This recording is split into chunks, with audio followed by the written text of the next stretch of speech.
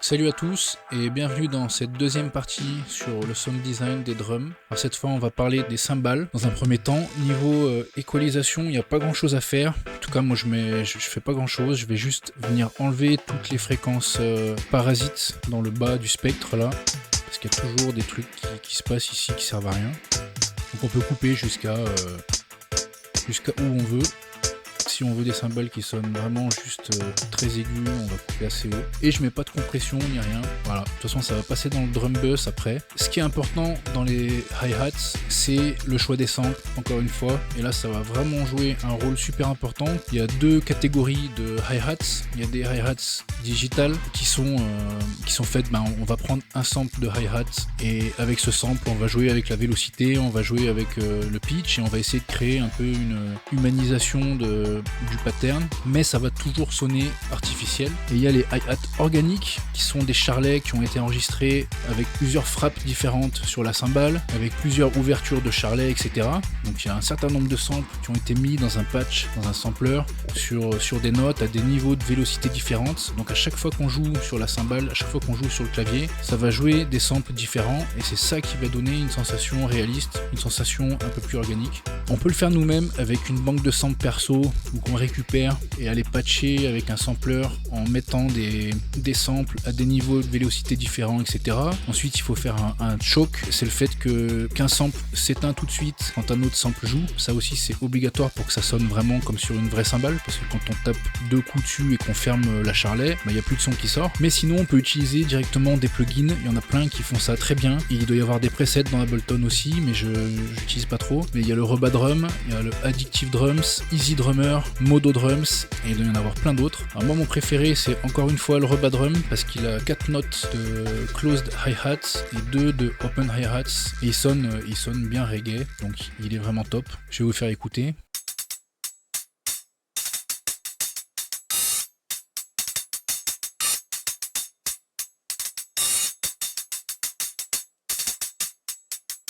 Voilà, donc ça sonne vraiment comme une vraie cymbale et ça sonne super réaliste. Après il suffit d'aller créer une petite phrase avec des petites variations, etc. et ça va donner l'impression que c'est une vraie batterie qui joue. En tout cas c'est assez réaliste comparé à une cymbale juste digitale qu'on va faire jouer sur la vélocité et le pitch, c'est totalement différent. Alors ensuite dans le sound design, un des trucs qui va vraiment donner un grain un peu plus naturel, un peu plus organique, ça va être au niveau du drum bus. Qu'est-ce qu'on va mettre dans le drum bus? Alors je vais vous montrer rapidement, j'ai mis un Arturia Tape J37 qui vient de sortir. C'est un émulateur d'enregistreur à bande qui simule la distorsion analogique des enregistreurs à bande, qui doit simuler aussi un peu une équalisation, un peu écraser les aigus, un peu écraser les basses. Après il y a plein de presets, il y a plein de réglages différents, donc chaque mode doit avoir des setups un peu différents. Ça émule aussi l'instabilité du signal analogique. Personnellement je trouve que le secret pour sonner un peu moins digital, c'est de mettre ce genre d'émulateur, d'enregistreur à bande un peu partout, d'en mettre sur chaque tranche et de doser. Faut pas en mettre trop, c'est comme l'égalisation et la compression, c'est l'addition de ce grain en plus qui à la fin va donner un joli grain. Et c'est comme ça qu'on enregistre dans un studio, on va faire rentrer la guitare, on va l'enregistrer sur une bande, ensuite on va enregistrer la batterie sur une autre piste de la bande, etc. Et à la fin, le mix général, on va le réenregistrer sur la bande. Donc c'est un peu ce qui se passe quand on fait du dub dans un studio analogique. Je vais vous faire écouter donc ce que ça donne sans le reste déjà.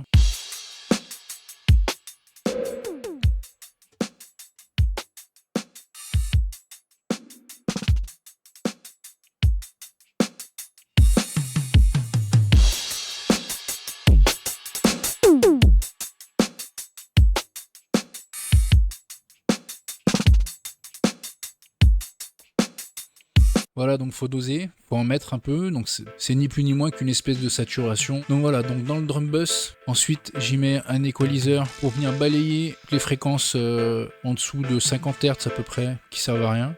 Puisque le kick c'est l'élément le plus bas dans la drum et que de toute façon je l'ai déjà coupé à 60, donc tout ce qui va aller là ça va faire du parasite avec la basse, avec les autres éléments, donc autant l'enlever. Dans le haut du spectre je vais couper jusqu'à... Ah, c'est beaucoup trop, j'irai jusqu'à 20 000 Hz. Mais pareil, je peux venir enlever 1 ou 2 dB là, là où c'est muddy, dans ces sonorités qui sont pas très intéressantes.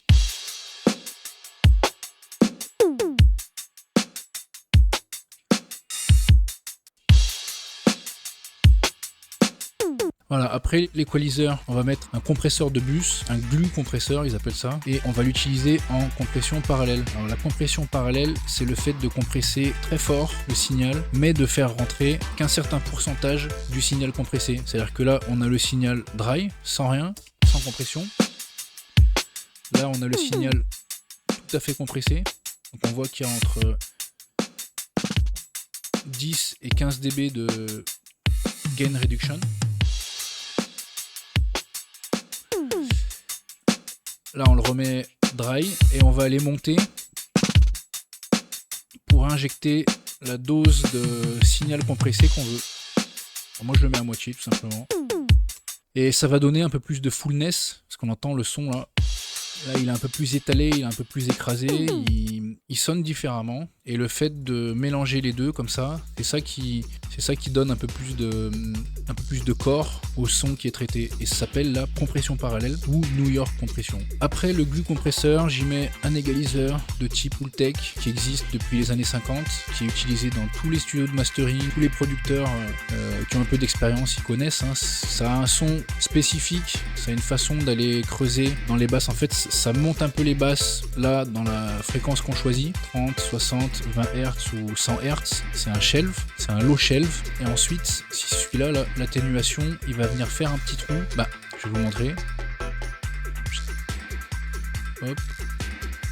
Voilà. En gros, le Pultec, il fait un truc comme ça. Et dans les aigus, il fait un truc comme ça. Voilà. C'est un plugin qui reste standard, qui est utilisé dans tous les studios, en mastering, en mixage, etc. Moi j'aime bien, en fin de chaîne du drum bus, venir gonfler un peu les basses, 1 ou 2 dB, pas plus, atténuer un peu, lui va me faire un petit trou par là, et aller chercher vers 10 000, 12 000 Hz, les aigus un peu. Alors attendez, je vais remettre celui-là correctement.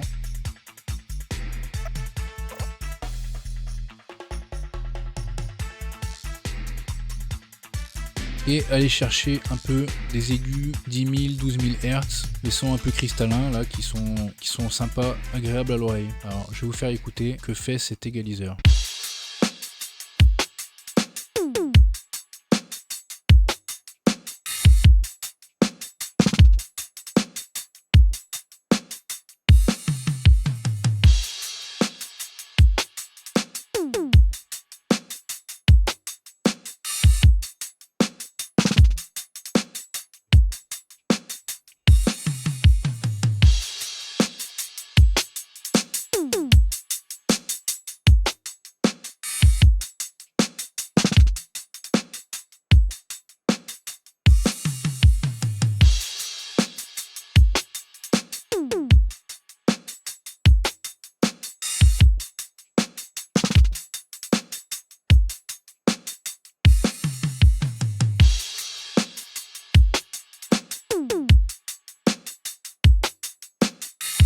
Voilà, je le mettrai comme ça. Maintenant, je vais vous faire écouter avec et sans drum bus.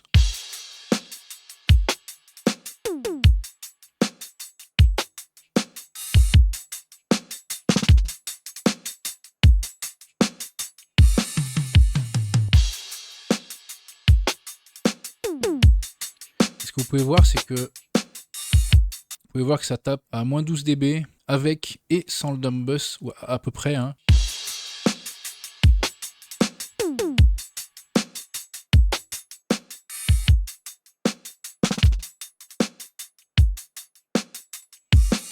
On est à peu près au même niveau sonore avec et sans le drum bus, et pourtant on entend bien que ça remplit un peu plus de caractère. Voilà.